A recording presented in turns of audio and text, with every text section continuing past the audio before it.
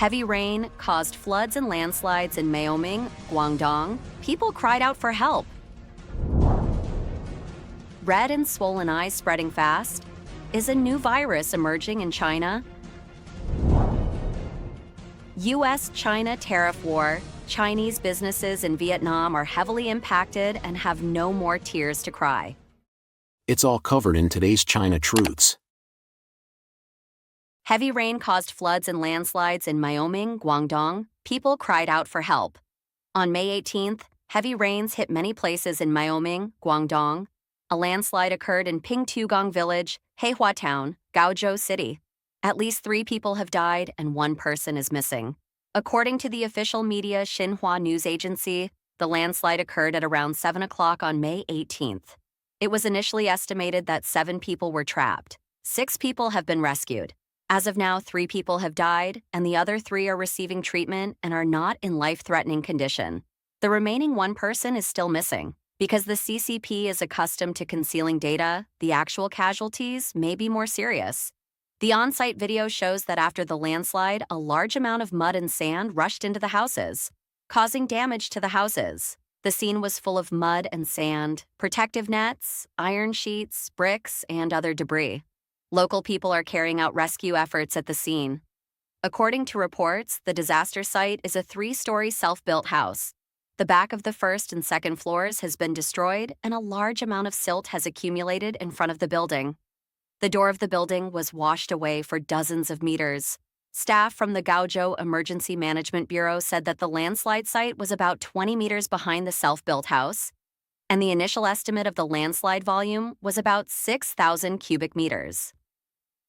Another video posted by netizens showed that the Yellow River water overflowed the road, and some farmland was submerged. One of the photographers called it a vast ocean. Local residents told Dian News reporters that the rain was too heavy, and many roads were soaked in yellow, muddy water. According to a villager in Pingtugang Village who told Jimu News, the heavy rain started at about 2 a.m. that day and continued until about 8 a.m. when the rain stopped.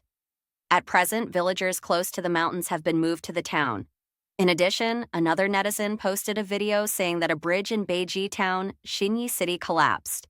Residents near the bridge told Jimu News that at about 9 a.m. that day, he heard a sound from outside while at home. After checking, he found that a nearby bridge had been washed away by water, and the road there has now been closed.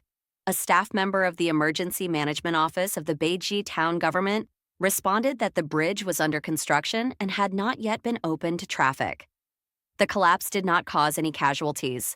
The day before, on May 17th, Guangxi also experienced heavy rains, and rare floods broke out in cities such as Yulin, Base, and Beiliu.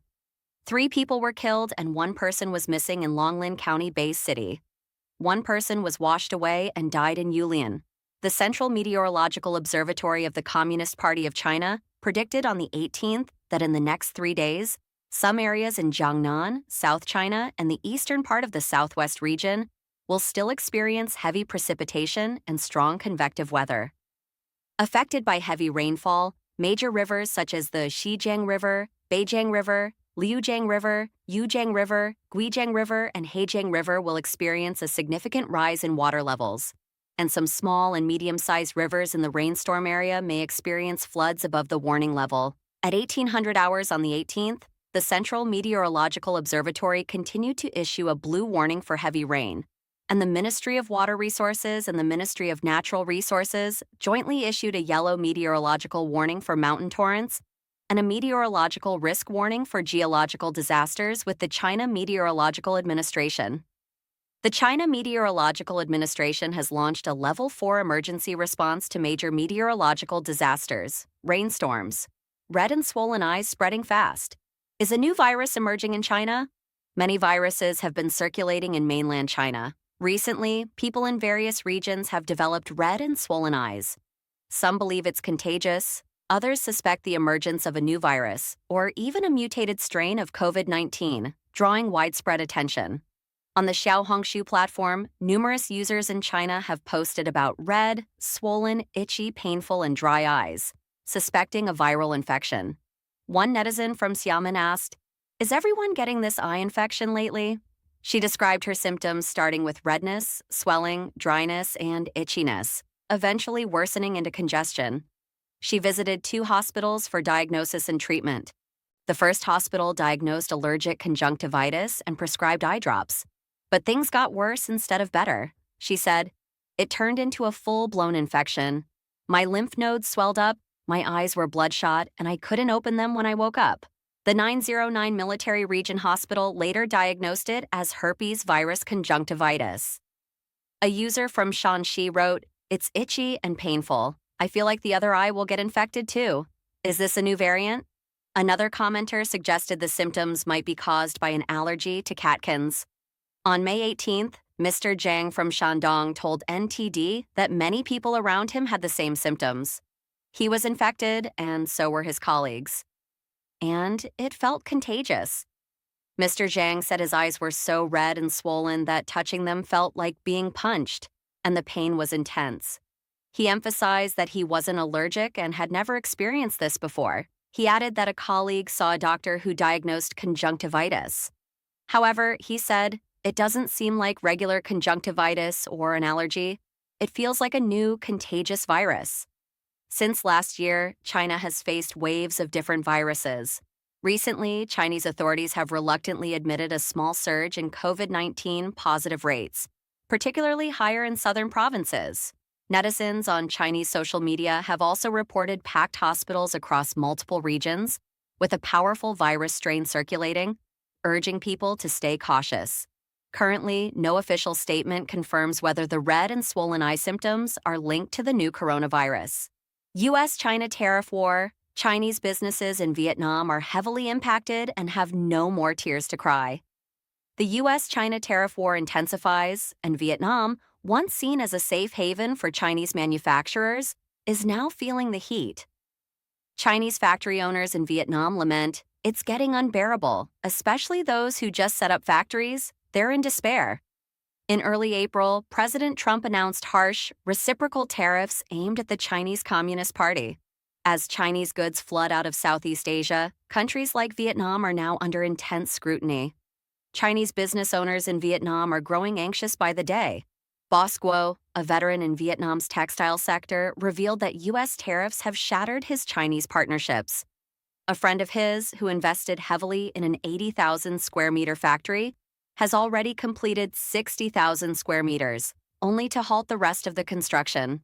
American economist David Huang said, "Trump is targeting the origin of raw materials and ramping up traceability checks. This isn't just a border dispute anymore. Tariffs now follow Chinese manufacturing wherever it hides. It's a sweeping purge of the global gray zone of rebranded exports. Any company trying to cheat the system with packaging tricks will get caught." Analysts argue that Trump's strategy goes beyond punishing China. It's about restoring American dominance in global manufacturing. UCLA economist Yu Weiqiang stated, "What the U.S. really wants is a level playing field to fix long-term trade imbalances. If countries play fair, tariffs can drop, but those who don't will pay a steep price." Vietnam relies heavily on exports, with the U.S. as its top customer. Faced with tariff hikes, Vietnam quickly yielded, entered negotiations, and secured a 90-day grace period, bringing the rate down to 10%, which gave local firms room to breathe. Some Chinese factory owners even cried out, "Orders exploded overnight. We got a year's worth in just 1 month. We're drowning. We can't keep up." David Huang warned, "This high tariff climate is here to stay and might even intensify." The 90-day pause is just a buffer to let businesses regroup, reroute orders, and clear out goods. It's their last exit. But as more Chinese-backed companies exploit loopholes, the U.S. will tighten controls. This could spell disaster for the entire China Plus One strategy. It's all covered in today's China Truths. Mud handprints cover the walls of the underground garage in Baoji Emerald City. Post-disaster video is shocking. China's real estate market is teetering on the edge of collapse. The third plenum of the 20th Central Committee of the Chinese Communist Party did not manage to ease the economic crisis. Troubling developments about the property market surfaced following the meeting. On July 24, an X account named Kaijing Lingyan, which provides the latest financial information and profound financial analysis, released a video featuring a woman from Yanjiao, Beijing. She detailed purchasing a 100 square meter house in 2018 for 3 million yuan, approximately $413,000, with a 50% down payment. By 2022, both she and her husband had become unemployed, and the value of the house plummeted to 1.7 million yuan, approximately $234,000. Despite being listed for sale, the house remained unsold. She initially feared bank foreclosure, which soon became a reality. After the foreclosure, the couple was blacklisted from obtaining loans, preventing them from buying cars or houses and restricting their travel by high-speed rail and airplane. She also feared this could impact their child's educational opportunities. Ultimately, the house sold at auction for only 1.2 million yuan, about $165,250, leaving them still owing the bank over 100,000 yuan, about $13,770. The total financial loss, including the down payment and mortgage repayments, amounted to approximately 2.1 million yuan, about $289,188.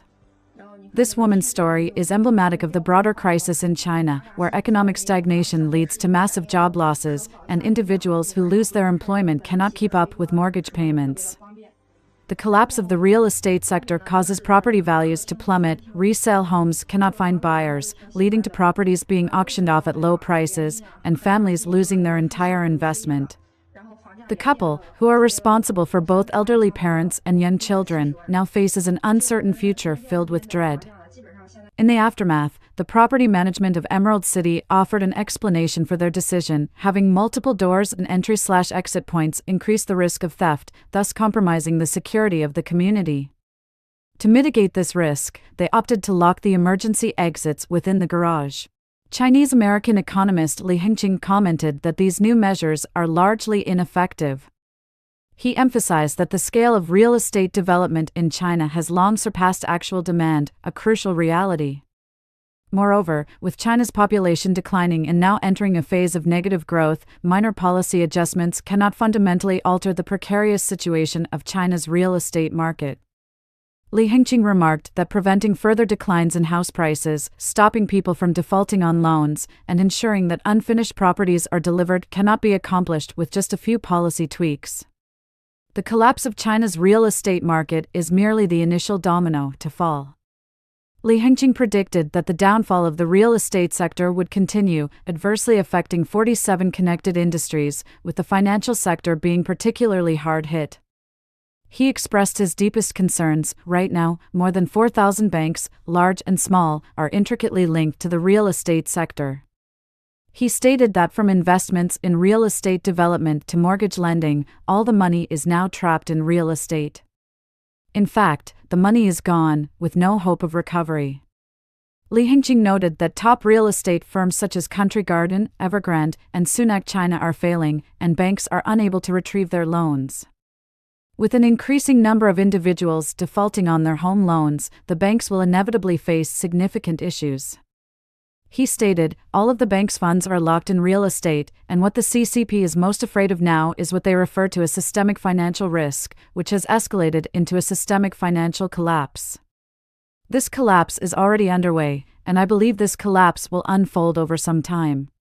Chinese media report that on July 15, sudden torrential rains in Tailik Township, Wuxia County, Xinjiang, led to devastating flash floods.